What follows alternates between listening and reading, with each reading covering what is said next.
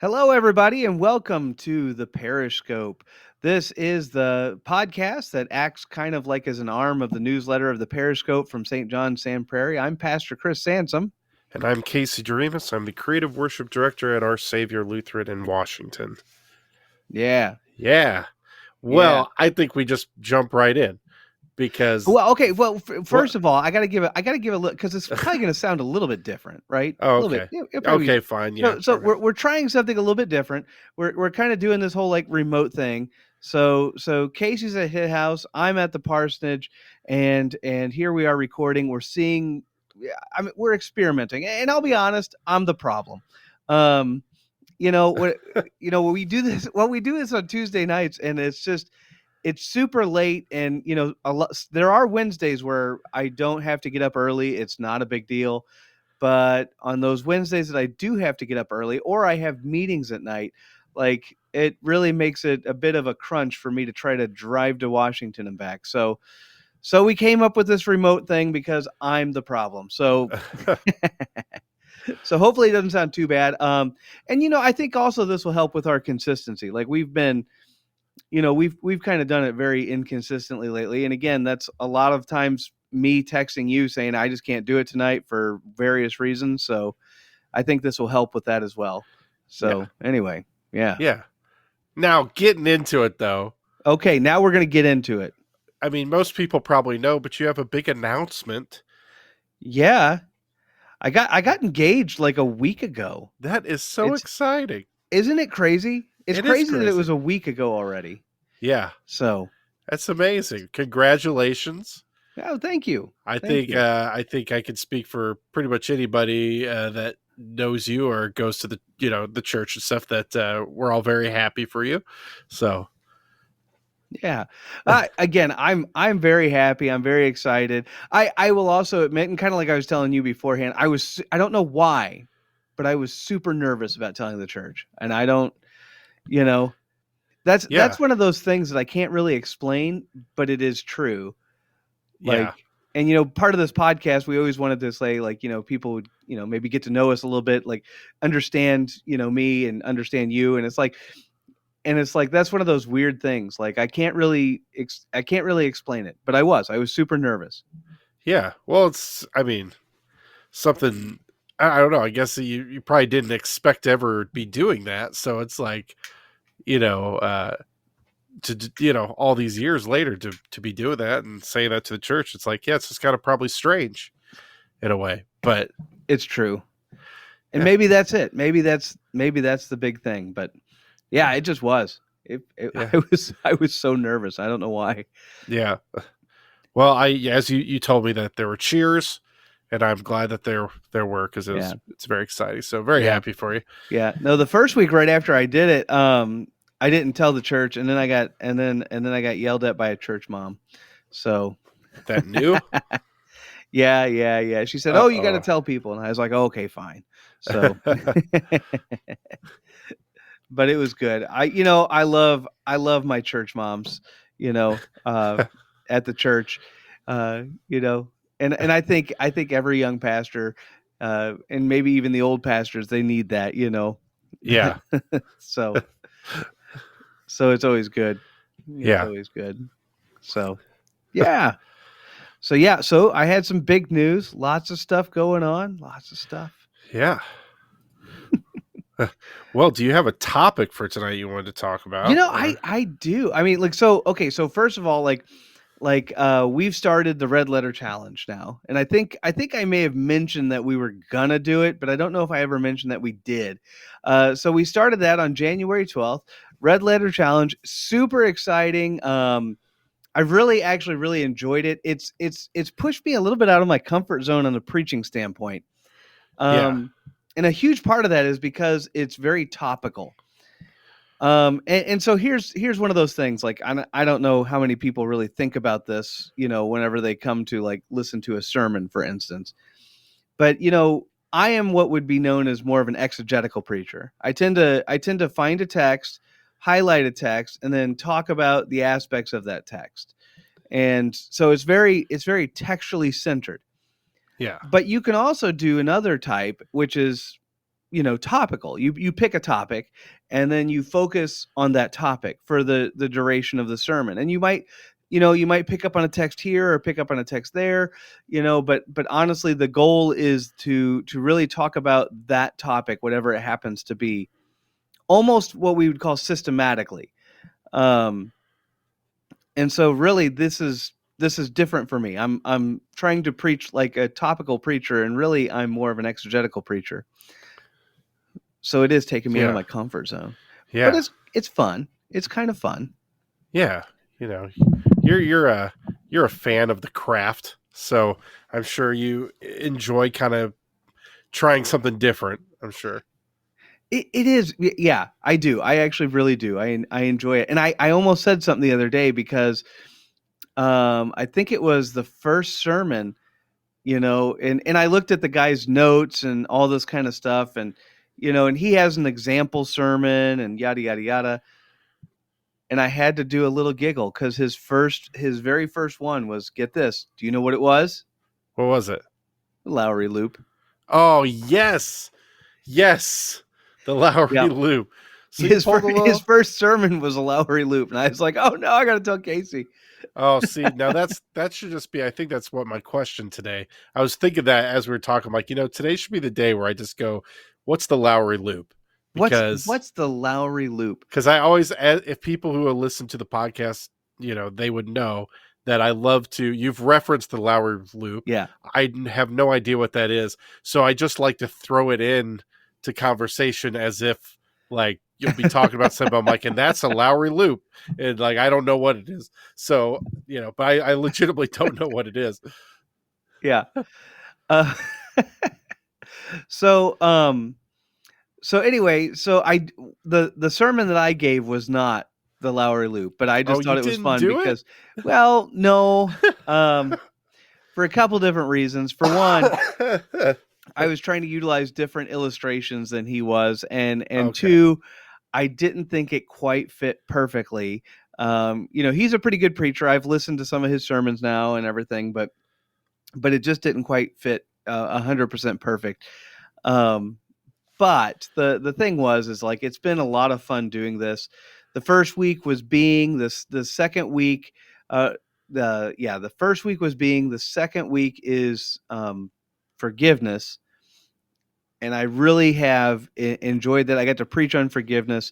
Um, a lot of our challenges have been digging deep into forgiveness, and I always say this is one of those really challenging things, right? Because we talk a lot about forgiveness, and as a church we talk a lot about forgiveness, and we talk about that Jesus forgives us. But there's two things that come down that are really really hard to do in the realm of forgiveness, and the first one is to actually forgive yourself. Again, it's really easy if you did something simple, like you missed your turn or something, and you're like, oh, okay, I did something wrong, whatever. You let it go. But like when you are confronted with something that you did that was just like super wrong, and it was super wrong, like that's really hard to let go of. And I think that's one of the big things like this study is kind of talking about, is like, hey, we need to learn to let go even of the sin, like from ourselves, like even the stuff that we're holding on to, that we're not wanting to get rid of. And so that's been really kind of good. It's been really good. And then of course the other one is the one that I think is more obvious, but it's also just as hard, and that is to forgive others. Again, Yeah. it's really easy to say that, right? We say it in the Lord's Prayer every week, but it's Yeah. really hard to actually do that. It's really hard to look at the person that really messed you up and messed your world up, and to say like, yeah, no, I'm actually an awful sinner too. I'm going to forgive you, and I'm going to let that go. Yeah. It So is difficult. I feel like there are people in my life that I'm like, yeah, I can forgive them, and it's like things, whatever. And then there's other people in my life where I still have a very hard time. It's like, and I want to say like I forgive them, but I still have, it's challenging sometimes. You still have this little tiny like prick in your, like this little tiny, it feels like a needle in your brain that you're like, you just can't really, you're not there yet or something. I don't know. yeah, Well, and that's it. I think that's the other thing that, as Christians, we need to be a bit aware of. I mean, we need to be working toward forgiveness for sure. But I also think that, we need to realize like sin has a cost to it. It just does. And while yes, we are called as Christians to forgive, we need to realize, first of all, well, I think we need to realize two things really. And the first thing is that it's going to take a little bit of time. Like, we might wish it was like instantaneous, and we need to realize like God certainly calls us to forgive. But I don't think we should be shocked if it's not instantaneous. You Yeah, know, if it takes us a little bit of time to really, dig in deep and really kind of work through that. And the second thing, and this is kind of one of those things that I'm beginning to learn about, in my own personal life, among other things, and that is that like, you can forgive somebody, but sometimes, there's some other stuff there, and from a psychological standpoint, it might take us a little bit more time to heal. yeah, It's not to say that we haven't forgiven them. It's not to say that we, you know, um, haven't in a sense moved on. I mean, think about like maybe in a case of an abusive parent. yeah, You can forgive that abusive parent and still say, "Hey, I don't really want to hang around you." you know, yeah, I mean, and those can be two different things. Like, we can say that we can kind of say like, I've let go. I don't have any animosity towards you. I don't wish you ill. I wish you the best. I hope everything works out for you and everything goes well for you.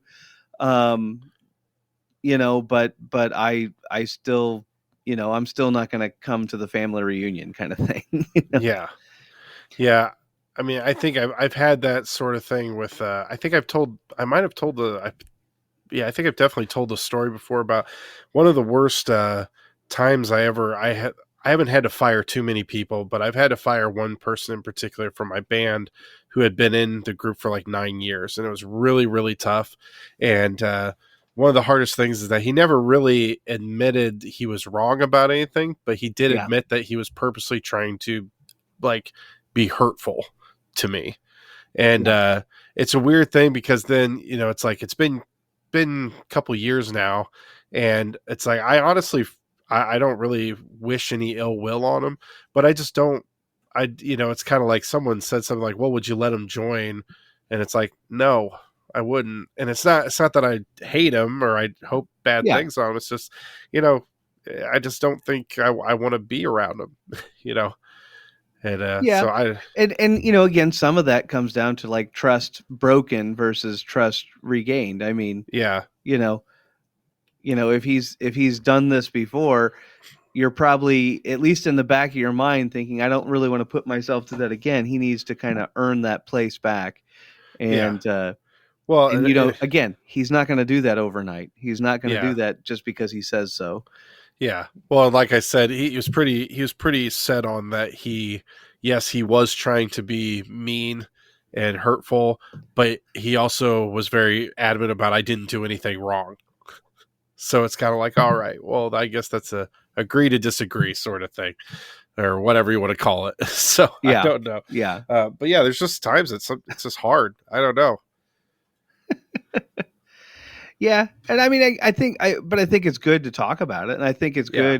good, as Christians to kind of reflect on that, like, because even that, like, I mean, I think sometimes, when we talk about, okay, we need to heal psychologically, and we have some of these things going on, and some of that, it's like I could see a person very easily, you know, basically trying to make that argument and just deciding that they weren't going to forgive anybody ever or forgive certain people, but then claiming that it's all really just because they're trying to heal. And it's like, well, that's not what we're saying either. Like, to forgive, you really do have to let go.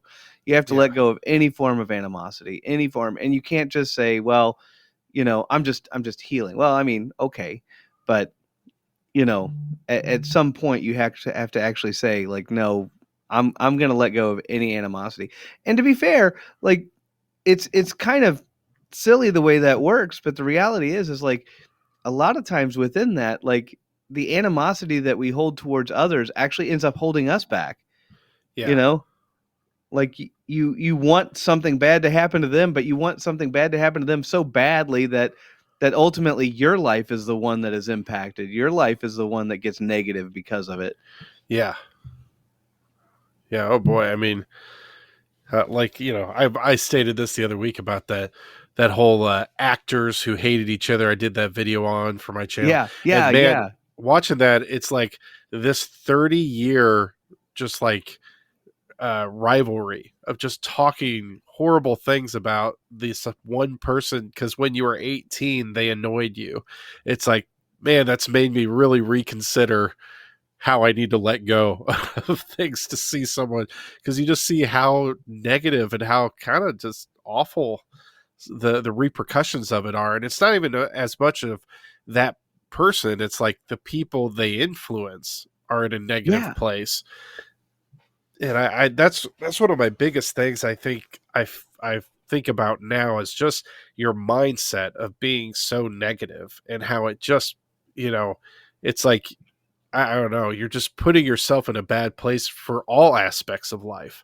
Hmm. If you're being negative about this one person and you can't let it go, you might be kind of a little annoyed and angry when you're talking to your kids because you're just in a bad headspace, and then your kids are upset, and then you are in it's like this vicious cycle of just the more Yeah, you can let go, it's like the better, uh, yeah, all around. yeah. Absolutely, absolutely. But yeah, so again, that's what we've been talking about, reflecting on, and then, like I said, with the red letter challenge, um, yeah, it's been like I said, it's been really good. It's been a good experience Yeah. and a good book series so far, handling mainly in the realm of sanctification, which is basically holy living, is what sanctification is, and that's something that as Lutherans we're not really good at talking about. So again, this is kind of good in that in that front. Sanctification. I don't know if I've ever heard that word. Yeah, sanctification quite literally translates from the Latin as basically holiness, or holy living in essence. Holy living. So so basically it kind of goes like this. Like so when we look at the law of God, there's three uses of the law. One use is like a curb. I always say it's like bumpers, and when you're bowling, it stops you from doing bad things. Like, like again, kind of to go extreme, but like, oh, I was gonna murder that person, but oh, the law of God said don't murder people. Like, okay, I won't. Yeah. you know um so that's like a curb. The other one's like a mirror, and that's where it kind of reflects back, and like you're looking at, you can get dirt off your face. Same thing, like, oh man, I've been doing this thing and it's awful, I shouldn't be doing that. Okay, so that's acting like a mirror. The third use of the law is kind of like a guide. You start plotting out your life and you say, okay, I'm going to do things like this because this is what God has called me to do. That's kind of in the realm of sanctification. Um, Ah, but here's so we can get deeper into this because this is actually an interesting topic. Um, we're saved. We're saved. Our salvation is not found, in us or because of us, but it's found in Jesus alone. Like, even the fact that we have faith is something that the Holy Spirit gives to us. It's not given to us, in any other way. Think of like Peter's confession. Like, Peter confesses that Jesus is the Christ, and Jesus turns around and says, like, you wouldn't be able to say this outside of my Father. Um, so basically, that's gonna, that's basically the way kind of salvation in that regard works. And so if we say, why should I do good works, or why should we do good works? Um, the answer is not because we want to get in God's good graces. The answer is not because we're trying to earn heaven or get heaven or anything of the like. The answer is basically basically God calls us, um, that God calls us ultimately to live that way for the sake of our neighbor. So if our good works aren't going for God, they ultimately go to our neighbor. And so even though as we walk around and do these things, we're going to do them. Um, we're going to do them sinfully. You know what I mean? Like we're never going to have life without sin. Like no matter what we do, we're going to have something somehow intertwined sin with it. Hmm. Whether it's our own selfishness, or because we think it makes us feel good, or whatever it happens to be, we'll have that selfish element. But we do good works for the sake of our neighbor, and that is, in essence, like that idea of holy living, of sanctification. Wow, I like that. I like the three kind of ideas behind. That's really interesting. I like that. Yeah, never heard. I don't think I've ever heard of sanctification before. So that's really cool. Yeah. So and I mean, again, life is like this. Like as we traverse this life, however you want to do it, like we're going to make mistakes, and then as we learn from those mistakes, hopefully we'll get just a little bit better, but we're never going to be sinless. We're never going to be without Right. sin, you know. Right. Yeah. Yeah. It's true. I think that I've seen, in the last week, a lot has happened in our country, and I've seen Yeah. a lot of posting about all these Christians and all how horrible all you Christians are, or how Christians should be acting, like Hmm. from people who clearly aren't Christians, because they're. It's just very interesting to see. Uh, I think I think it's funny because I look at it as a musician. You typically, if you ask a musician like, uh, have you mastered like the drums? You may have some young kid who's really cocky and be like, yeah, I've mastered it. But typically, if you ask like a professional drummer who's been doing it their whole life, they'll always be like, oh, I'm still working at it. You know what I mean? Like they're Yeah. always wanting to learn and be better. And it takes years to really become decent at it. And it's funny because I see people, they just kind of, they expect all Christians to be perfect. And especially right now, just with people throwing politics into religion, like Oh they just yeah. want to, Yeah. they want to get into a fight about religion because they don't know what to argue about politics. So let's just fight about religion.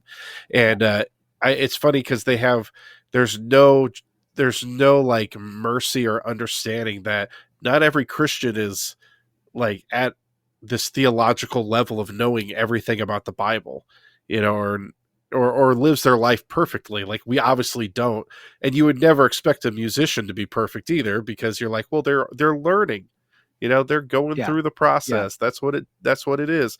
But I feel like Christians are the same way. We're going through a process, and we're trying to Oh, be good absolutely. people. We're trying to be good. Absolutely. And life experience, it does that. Like I've always told people, there are certain things that you can't learn from a book. You have to learn, through experience. Yeah. you know yeah, again, we might talk about love in the same way. Like, if somebody went and read a book about love but never actually experienced what it means to love another human being, you know or even talking about that romantic essence of love. I mean, like, look, it's like whenever you see a high school kid in their first serious relationship, and then all of a sudden you're like, okay, it's puppy love or it's whatever. Right. It's like, Right. basically what you're saying is, okay, this is their first foot into that element of romantic love. They're finally going Right. to get to experience that. And once they're done, with that, and if the relationship breaks up or whatever, and I know not all Yeah. of them do, but like, very rarely do you see somebody who, their very first relationship is the one that they're with. Right. Like, it happens, but just not very often.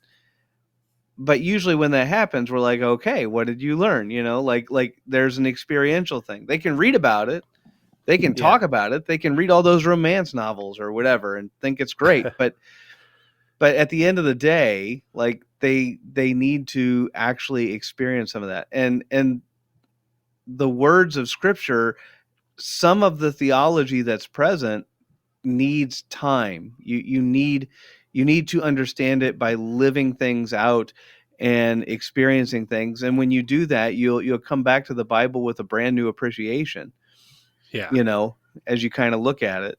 It's not to say that book knowledge and all that doesn't have any place. Of course it does. It has a lot of place. It has a lot of good things, but there's a reason that whenever you pick elders for the church, you usually want somebody who's seen a few years. Right. Yeah. Yeah. Not the 22-year-old. Not typically, at least. But Yeah, and it's ah, nothing against the 22-year-old either. yeah. It's not like, you're not slamming them or anything. It's just you want somebody who has some maturity, who has some life experience, Yeah. who can say, Well, "Oh yeah, I've been there, done that, made that mistake or whatever." yeah. Well, it's interesting because now that I'm 33, and when I talk to anybody who wants to get into the music world, it's just always it's so hard because like you're not gonna understand for like if they're like 20 or they're 18 or something. It's like, Yeah. hey, you're just not gonna get it for like 8-9 years. It's like because you're just gonna get all this stuff in your head. You're gonna go out and think this is how it's done, and then you're gonna struggle and struggle and struggle, and you're gonna realize that after like 9 years you're gonna realize what you did wrong. And I Yeah. don't know, it's just you just need that experience, and I hated that because I wanted to be I feel like when I was a young adult I had a good head on my shoulders. I was respectful, I was a good person, but I just didn't Yeah. have the experience, and that was frustrating. I hated that you know but it's just how it is, unfortunately. Yeah. Yeah, yeah. And again, part of getting that experience is actually getting out there and doing things and like, living in essence, you know. You're going to have some good times Yeah. and bad times and you're going to learn from them, and that's part of it. And then you're going to start bringing that, you know. One of the things I know for me, like even when I went to the Holy Land, like and again, I think this is so very true, but it's like when you're a young kid and you're reading through all the Bible stories, you're like, oh yeah, I'm just like Jacob, or oh yeah, I'm just like Peter, or oh, I'm just, you're always trying to equate yourself, with the good guys, you know. Yeah. You read the story of Moses and Joshua, or Joshua of Noon and everything, and you're just like, yeah, I'm just like Josh. I'm just like Joshua. I'm not going to say I'm like Moses, but I'm like Joshua. And then as you grow older and as you read through some of that stuff and as you start to begin to understand the position that some of these people were in, you're like, oh yeah, I'm not like Joshua. I'm like the other 10 that are saying let's not go into the Holy Land. There's too much at risk. And you do though. I mean, but what that kind of changes your world a little bit when you're like, oh yeah, I'm actually kind of more like this. Yeah. And I get it now. I really do. And it's Okay. like, yeah. So it's just, I mean, again, when I went to the Holy Land and we kind of looked at specifically the story of Joshua of Noon, and just make that realization, like, like I want to say that I would be just like Joshua, but in reality, I think that if I was really put in that position, I might end up being like the 10. Not that I don't have any faith or something like that. I don't want to make it sound Yeah. like that, but these people had their everything threatened. Yeah. Their wives and kids would be murdered and potentially raped, and it's like that's a pretty heavy duty thing to take on. And you're not just going to be all willy-nilly about it, and you're not, you're going to be like, no, this is a pretty serious consequence. I need to, I don't know if it's really safe to go in there. I completely get that. I Yeah. completely get that. You know, And yeah. yeah, it's funny you say that because there's not many people in the Bible I'm like, I'm just like them. Right? I'm Yeah. like them. You know who I do feel like I'm like every time the scripture is read is every time when they talk about Judas being like, why are we wasting money on, I always am like, that feels so much like me. And I feel every time I'm like, why is the one person I feel like I'm like is Judas every time? And it's not that I'd ever want to, turn somebody in for a profit, but it's like I'm sitting there just thinking, yeah, that sounds like me.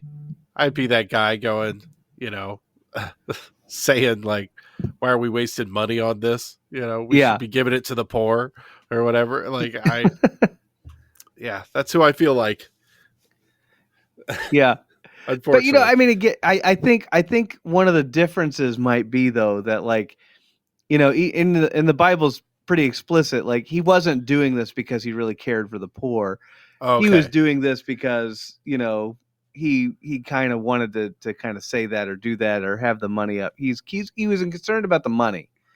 yeah, And I think that might be a difference that you and Judas might have. I don't think you I would be hope as so. concerned about the money. I think you'd be concerned more about the poor. Yeah, well, I'd hope so. I'd hope that I'm not completely like him, but every time they read that, they say he was like, "Why are we wasting this money? Why aren't we giving it to the poor?" I'm always like, "Oh, that sounds like something I would say, or something," you know. So I Yeah. also feel like Martha a lot, you know, like Yeah. Oh, in the sure. kitchen, Sure. clean it up, and I should probably just, and Oh, then I'm I'm a busy upset bee because myself. people aren't helping me, you know. Yeah. That's how I feel a lot. Oh yeah, I hear you. I hear you on that one. That's funny. I was at Good Shepherd, the other day, and I was teaching, and again just kind of going through some of these Bible studies, and it's just like, yeah, guys. I mean, like some of these guys in the Bible are not who you think they are. Like again, my token example that I give, especially to the adults, is like go back and reread that Jacob story and actually get a map out and look at what he's doing. Like Yeah, here he is. He stole Esau's birthright and his blessing, and he ventures off. He gets tricked by his uncle. Um, Works way too long, but God blesses him. And then he comes back, and Jacob is like super afraid that Esau is gonna murder him, basically. For yeah. all that he's done. He's super afraid of that. And this is the whole scene where like Jacob wrestles with God, and like, but if you ever put it on a map, what Jacob does is he takes all the women and the children and the servants and he puts them on one side, and then he goes the other side. He puts them on the side to where Esau's coming. And basically it serves two purposes. Either one, Esau will come up, see the women and the children and everything and have mercy, or B, Esau will show up, slaughter the women and the children, and Oh, Jacob will have an escape plan. oh, geez. Yeah. Jacob is an awful person. Like until he gets older. Like once he gets older, he kind of changes his tune, but no, he's looking for an escape plan is what he's doing. Oh, wow. Yeah, So so he can figure out what Esau's going to do before he decides to make his own presence known. And that's the scenario where he goes on that land, and he wrestles with God, which I'll be honest with you, I love. And I've brought him up before, but his name is Jonathan Fisk, and he used to run a vlog, right, a video podcast called Worldview Everlasting, and he breaks down the Hebrew of that text a little bit, and I absolutely loved it. After I watched that video on that text, I went to my Hebrew Bible and I like looked and I was like, surely that's not right. It was. He was absolutely right.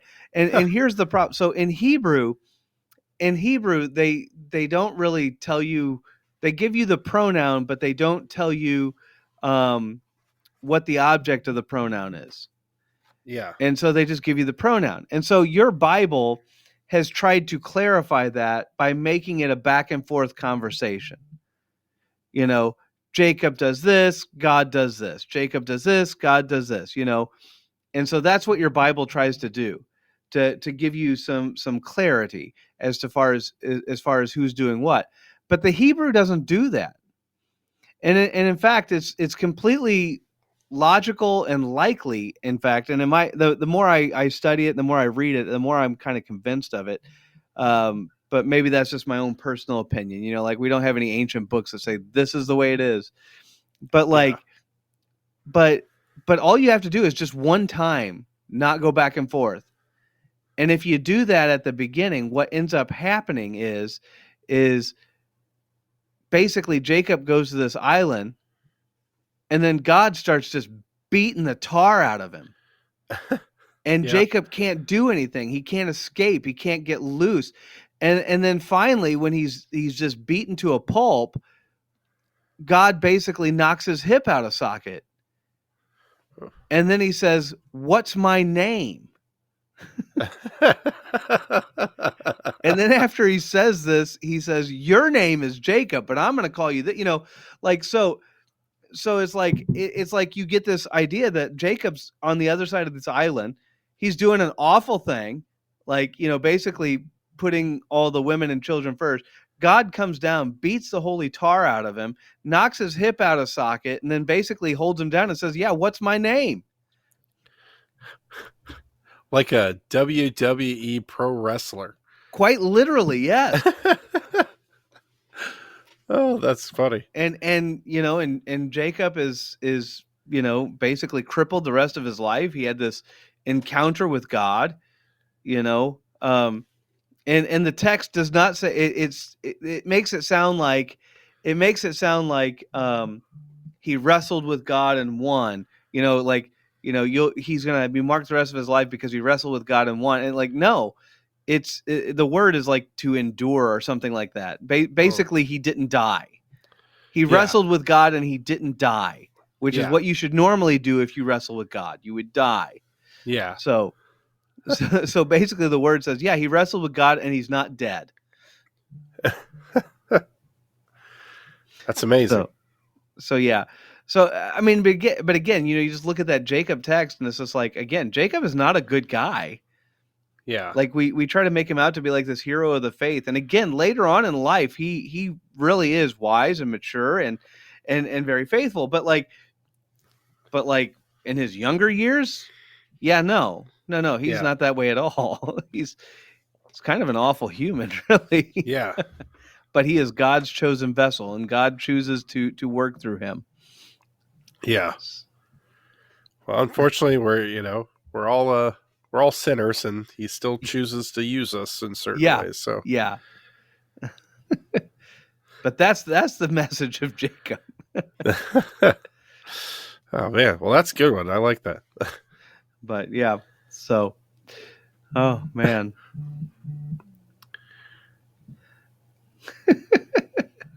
Did you hear that on your end at all? Yeah. Yeah. Are your phone? Yeah. Yeah, I can hear it. Yeah, it's Oh my god. We're just testing stuff out, people. We're just trying to get it. Yeah. Yeah, right? We're testing stuff out. I found out I could do this the other day, so I'll do this.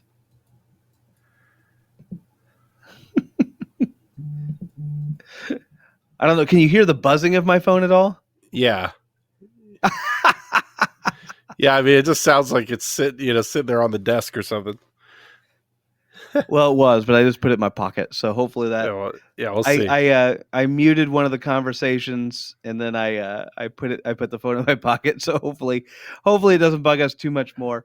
And I'm not going to edit that out either. That whole conversation is going to be in the podcast forever now.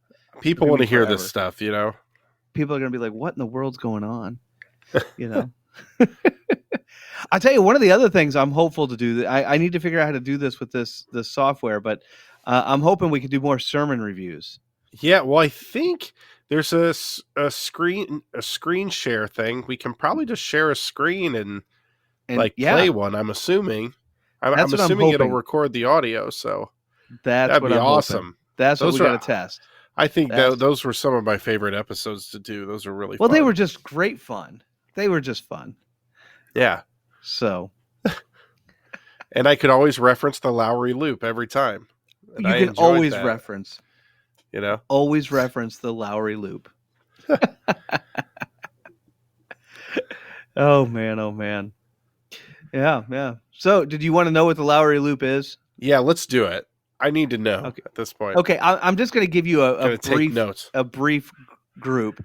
And the reason I'm going to do brief is because, quite frankly, I don't know all the technical language, so I'll work on it. But so the Lowry loop is basically where you start off with a problem, Okay. and you basically so you'll start off with a problem, and then you will further the problem, and Further the you'll problem. like spell out the problem, and then at one point you give what's called a clue. They call it a clue, but a clue to the solution of the problem. But you don't spell out the solution, and you keep diving in, and then eventually you give the solution. Um, and the solution should help you to quote unquote experience the text. And so Okay. the idea, and I'm kind of like doing like a little loop with my finger here, but the idea is that you kind of have a build up, a climax, but then once you get the solution, it's like you're rolling down a hill, like you're going wee kind of thing. Ah. And then as you talk about when you're on the bottom of the hill after you've kind of uncovered the solution, now all of a sudden you really dive into the you dive into the solution and how it greater impacts and how it should move us to do things. And so Ah. you end up with this kind of climactic loop, you might say. Okay. And so that's why it's called the Lowry loop.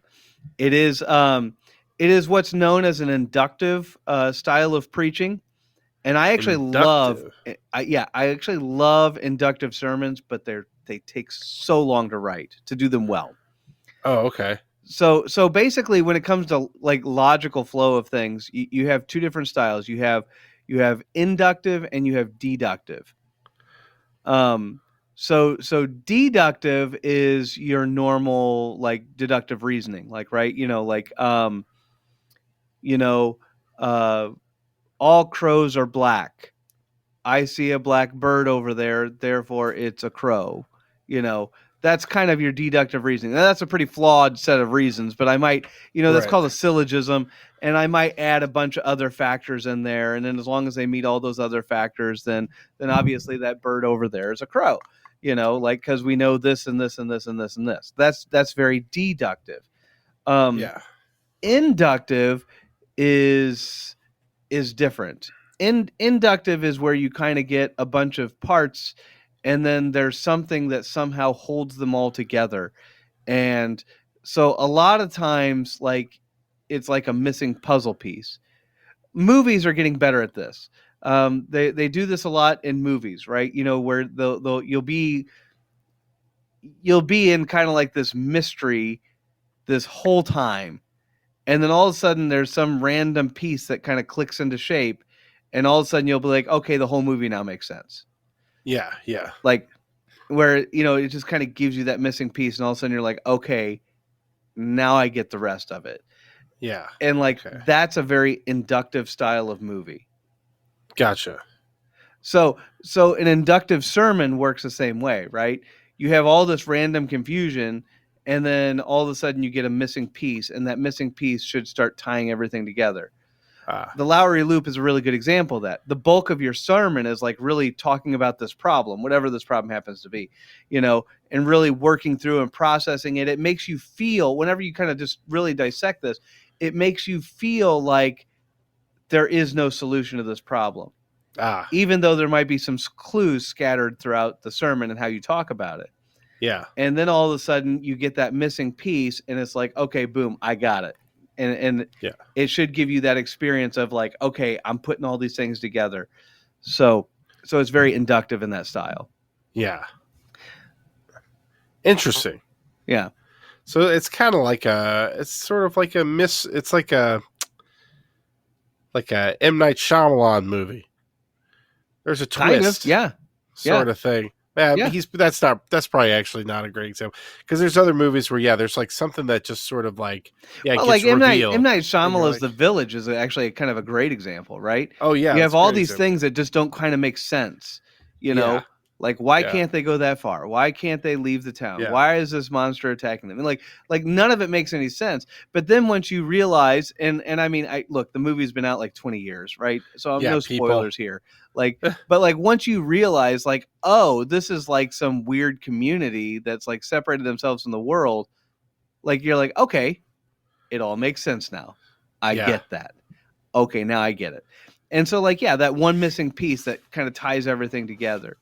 Um, Guy Ritchie is also known for making films like that work this way. If you like Guy Yeah. Ritchie films, now he is a man's man. That guy. There's going to be lots of swear words and awfulness in his movies, um, but give it time, and the movie will start, and you'll just be like, "What in the world am I watching?" By the end of the movie, you'll go, "This is actually really good."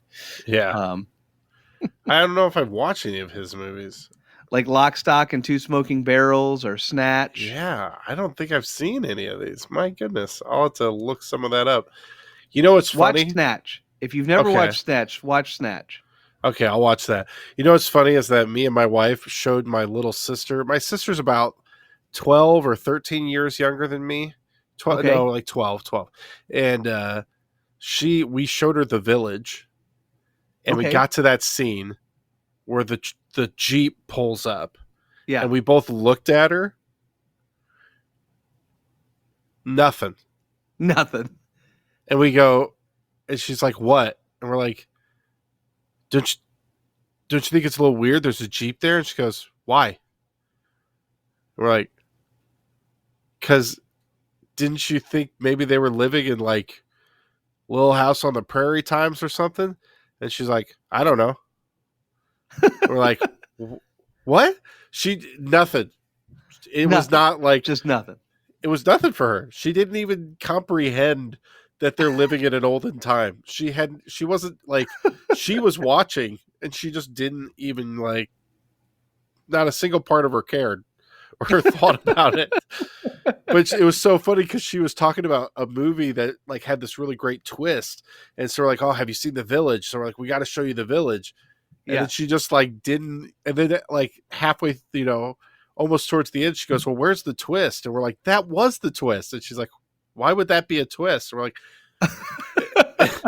"Because we thought, oh, like, come on, yeah." But I will say the other greatest thing I ever showed my sister was we watched Titanic with her the first time Yeah. she ever saw it. And she was on top of she was standing on the couch screaming, like, for them to get out of like, when they are trapped in the bottom of the ship and they're Yeah. trying to get out and it's all flooded. She was screaming. And she was like, "Oh my gosh, does he die? Does somebody die?" And we're like, "Oh, can't tell you." And she was just losing her mind. It was fun to watch because we all know, we know the ending, but she didn't. Yeah. Yeah. Yeah. Yeah. He couldn't have fit on the door, man. He couldn't have fit. Nope. Oh Well, is man. there anything else you want to cover? I don't know. I don't know. Do you have any? I mean, you talked about the Yeah. red letter. We're doing the red Uh, letter challenge. anything in the news or anything you want to discuss? Or I don't think so. okay, I kind of thought about this like before we got on, and honestly, like looking at the news, like for first of all, news no matter what is depressing. Like even when things that like you want to happen are happening, it doesn't matter. Like the news is like focused on oh yeah, depressing things. Um, I mean, again, but we've already kind of talked about the immigration crisis in earlier podcasts, and so I was like, that's the big thing right now. Trump is deporting a bunch of people, and yeah, everybody's either really happy or really upset. yeah. And You know, again, kind of. Oh, sorry, I cut you off there. no, you're fine. The only thing I will say, like, I've actually really enjoyed this past week. Not really specifically about immigration. I haven't watched one news outlet commentary. I haven't watched a single news because I've watched his inauguration. I watched uh, him sign his executive orders, and he took questions and he sat there and he signed them and they explained each one he was doing. And then I watched, the vice president was in Damascus, or I can't remember where it was. He was like on the ground somewhere where the hurricanes hit in the Appalachians really Yeah. bad, and Yeah. he was there and he was answering. He just was there and like answering questions and talking about how they're trying to figure out how to cut through the red tape and get the money that is supposed to be coming to them there faster. And the thing is, I haven't listened to a single person comment on the stories. I've just watched the actual footage, and Yeah. I've really enjoyed that Doing the because no, C-SPAN style. yeah, it's just no, I'm not, nobody's telling me, well, you know what they really meant was. It's like, no, I just watched him. I just watched him. That's it. Yeah. That's it. Yeah. So it's kind of, I don't know. I find it very interesting, but Yeah. I that's mean, all I I can guess really say. we could talk a little bit like the Anglican bishop, like, they right like during his inauguration, Oh, right. some Anglican bishop like really tried to take him to task and stuff, and there's a lot of people that were applauding it, truth to power kind of thing, and then a lot of other people said that really wasn't appropriate. Um, Honestly, I kind of fault on the second side. It just wasn't. I guess on the one hand, it would be like, obviously she's a Christian that comes with a very specific perspective, one that I do not personally share. Right. Um, but at the same time, it's like, if you're at an inauguration event and you're invited to give that and maybe give spiritual guidance, but keep the politics out of it, especially when somebody is going to have like a differing thing than you. Like Yeah. if I was called upon as a pastor to be a part of some inauguration for, Kamala Harris or Joe Biden, I mean, I would maybe say something like, stay strong in the word, base the foundations of your ruling and authority on God's word, and make sure you study it. I mean, like, that's about as far as I'm really going to go, even though like some of the things that they do, I think are horrible. Um, but honestly, like, at that point, now, if they want to talk to me privately, or if I want to talk to them privately, oh, I'll call them out for sure. I would. Yeah. Um, but you're in a public venue, a public setting. And again, there's nothing wrong with calling something out, even in a public setting. But I think in this particular instance, I think the bishop was, in essence, misguided. Trump Yeah. isn't, this is before Trump did anything other than sign some executive orders, I guess. But, Yeah. calling on him to be merciful to, trans kids and all that. And it's like, well, what is mercy in this regard, and how do we look at that? And again, just understanding that there's two different perspectives on that, Yeah. and we've kind of talked about that in the past. Yeah. And so, yeah, I think she made a mistake. I don't agree with how she tried to handle that. Yeah. Well, and that it is interesting just that that's why I really like seeing things for myself. It's kind of nice Yeah. because, they signed that executive order that, you know, there's only going to be two genders, which obviously we've said before, we're both pretty conservative. So and we're Yeah. Christians. We tend to lean on that side. But what was so interesting is they just said, like one of the main things they talked about was actually just sports. Like men should not be in women's sports. It's Yeah. just not fair. It's not all these people, these women who have worked their whole life for this get, outdone by a man who decides he wants to be a woman. It's not fair. And then, like the next day I see all these like news outlets being like, they're trying to they're encouraging harm to transgender people. And it's like, that's not what they said at all. I watched him say it. It's like, that's not Yeah. what he said. Yeah. So it's interesting that it's just like, man, how quickly they just try to twist something when it's like, I saw him say it and that's not what it was, So that's why I just like how transparent things are being right now. It seems, I mean, I'm sure there are things we don't hear about, Oh, for sure. obviously, but it's like, it's nice that there's at least more being seen. But anyway, I'll get Yeah. off my soapbox.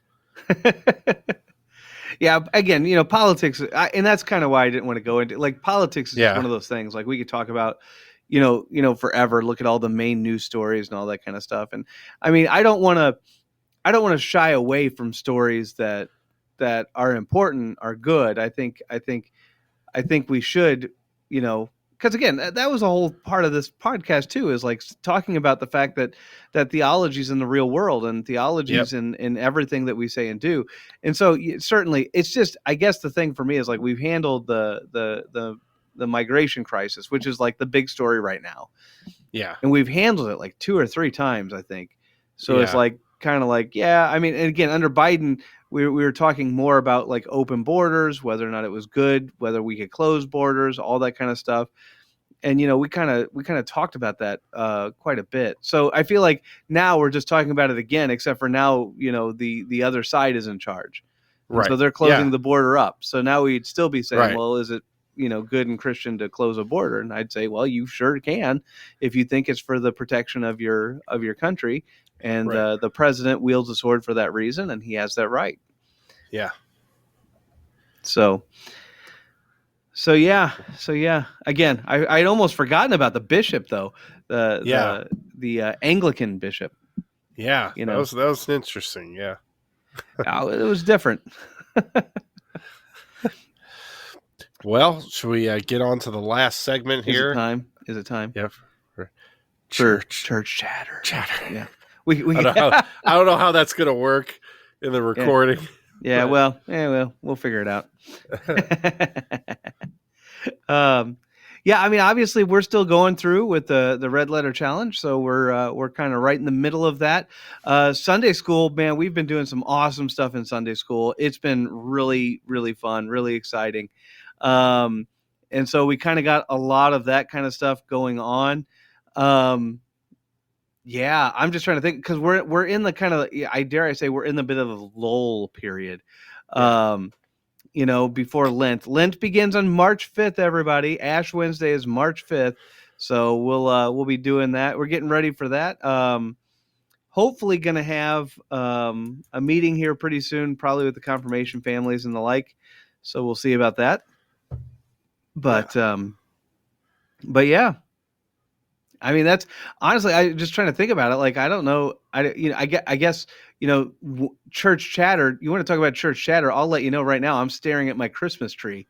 I have not taken it down yet. I haven't taken mine down. It's horrible of me. I was the one saying we need to keep it up till Epiphany, and now here we are. Like, we're in the middle of Epiphany. I better have it down before Transfiguration Sunday. That's going to be the key here. Yeah. Yeah, I still have mine up. My wife did finally get fed up as she took down all the decorations in the living room. She was done with that, but yeah. Well, there you go. At least you got that going. Yeah, we got that started, so yeah, we're almost there. Well, mine is, nothing's been done to it. I need to take all the ornaments off and the lights and yeah, it needs to come down, but it has not done yet. Yeah. So that's all I have. Anything going on in your neck of the woods? You guys got a pastor yet? No. No. We're still working on it. They're putting together a committee. To be honest, the thing that I think we're a little devastated this week, because there was a pastor they really liked, and he came and visited, and he returned the call. Yeah. And they were like, just let's ask him again. Let's just ask him again. Let's see, because we really like him, and I think he was almost there. I think he really, and to be honest, I mean, I talked to him, and I think he really wanted to take it, but there were circumstances that he couldn't. Yeah.